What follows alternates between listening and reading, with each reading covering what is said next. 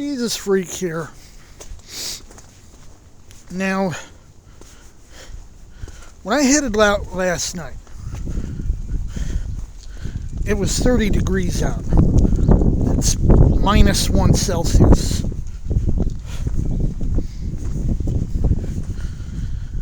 Right now it's 28. It's -2. It's actually colder now than it was last night.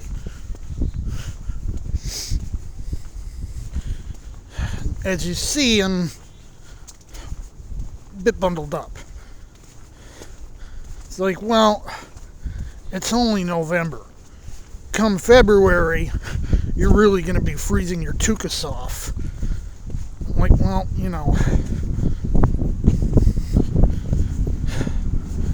just, that time of the year, right? We talk about, Celsius, centigrade,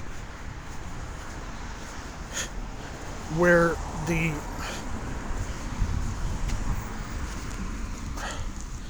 freezing point of water is 0 and the boiling point is 100. Well, if you ask me, Fahrenheit's got a 0 to 100 too, where 0 is, our typical range of weather in upstate New York, really downstate too. From my experience in living in these places,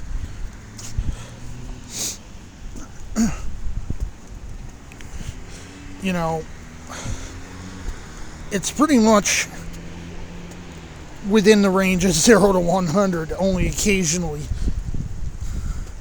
going outside those bounds. That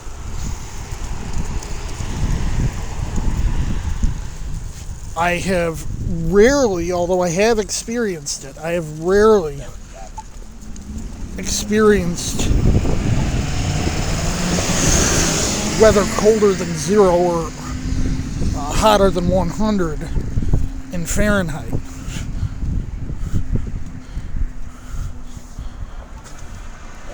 We're talking roughly -18 to +38 in centigrade here.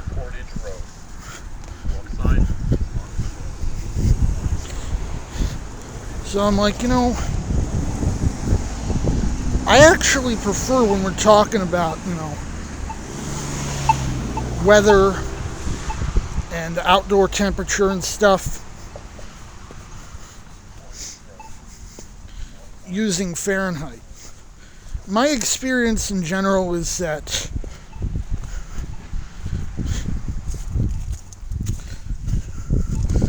for certain types of things,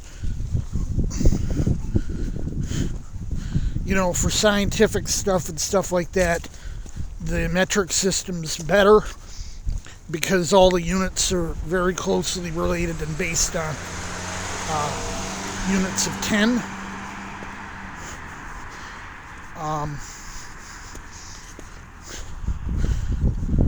But I feel like at a human level,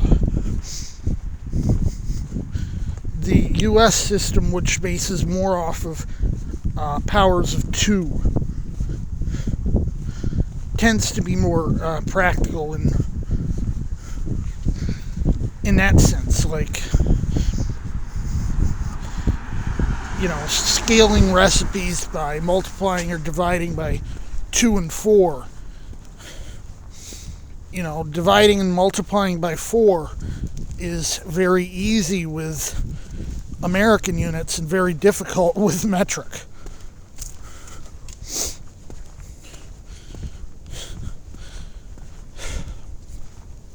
Anyway,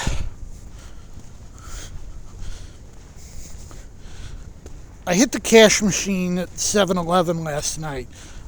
I figured, they've usually had the thing set up to let me take 400 out at a time. Well, they don't got it set up like that anymore. It only gives me 200. So I was like, well, that ain't gonna work. Because then even hitting my preferred one the next day, I wouldn't be able to get out the rest of what I wanted to. Where, if I were to hit tops to get 400, then I get 340. Or if I hit my other one, I get 500 and then I get 240. If I were only using the 7-Eleven one, I'd have to hit it 4 times. And I'm like, I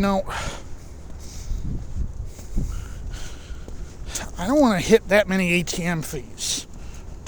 Yeah. They hit you up every time you use it. Well, not for a simple balance check, but, if you take money out, they hit you for it. When I first started using my ATM card, this charge was $1. Almost everywhere you go now, it's either $3, $3.50, or $4.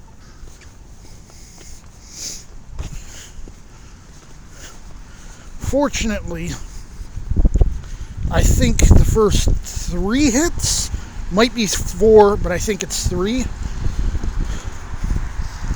Don't actually incur a bank fee for me. I still do my math as if there is a bank fee.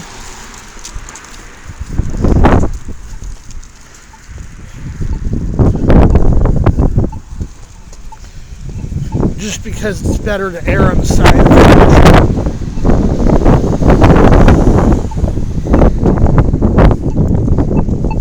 Just like when I buy pop, even though nothing I buy on food stamps is actually taxed, nothing I buy on food stamps is taxed, even if there are some very rare cases of things that are taxed that you can buy on food stamps, and soda is one of them.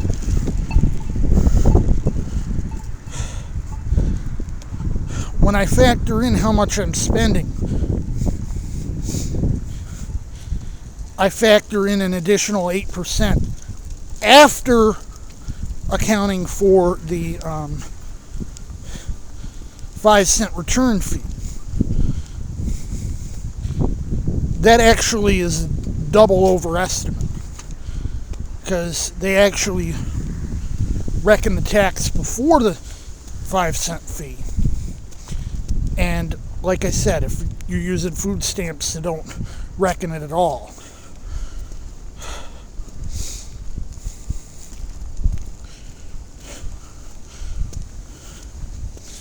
Some people might be like, well, why should we be subsidizing you buying your damn junk food on food stamps? I get that. That, from what I understand,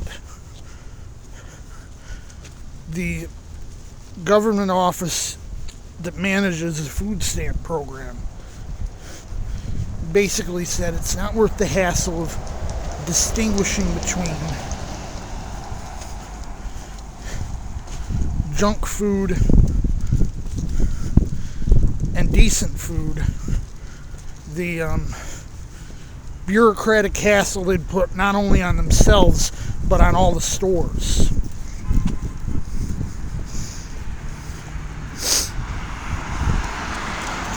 So they'd rather leave, candy and pop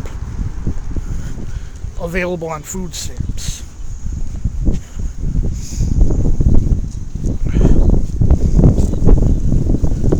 Now, that might change. We got a better way of, recording everything. Maybe 10, 15 years from now, let's say it's not as much of a hassle anymore. And it could start saying, this food's okay, this food's not. probably be a pain in the duff for most of us who are on the program.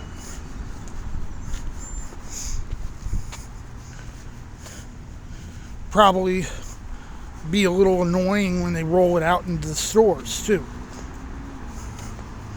Might even have a few smaller stores say, you know, it ain't worth it to us and stop taking food stamps.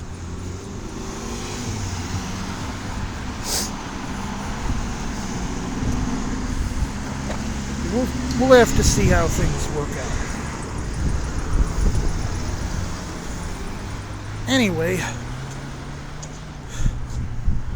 haven't gotten any letters from management about my rent, so I can probably say there's a good bet that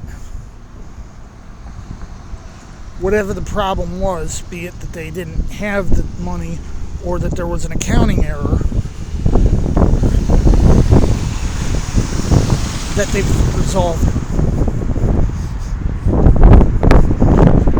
And I'm hoping that's the case.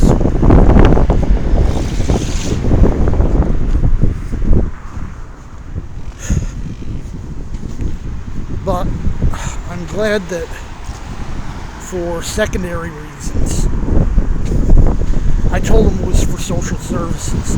That's only half the story. But, you know, they don't have to know anymore. But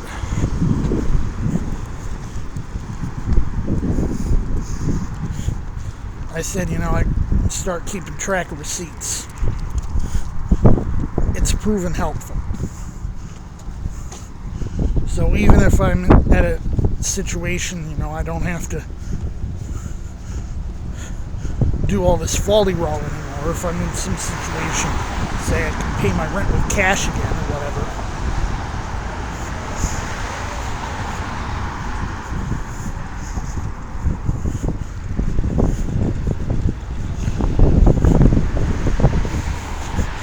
I'd be like, you know, better safe than sorry, right?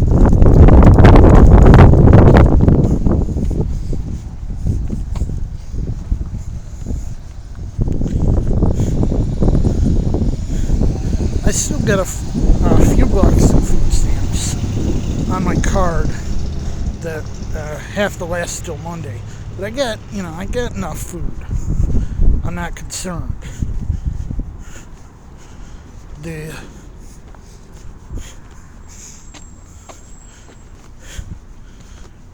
turkey thing I bought the other day, it was actually 2 pieces. 2 pretty generous pieces, if you ask, too. So what I did, I split one of the pieces. It had maybe 2/3 of it, and the cat had the other third. And the other piece, with some leftover stock after I had used it to season the turkey dressing, which is redundant since it already has it in it, but it gives it a stronger flavor. But I'm like, you know, I'll take what I got and make soup out of it. Came out pretty good. Still got some. Probably have it for lunch.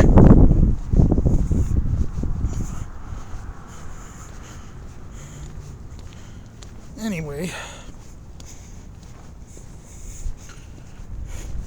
Jesus freak out.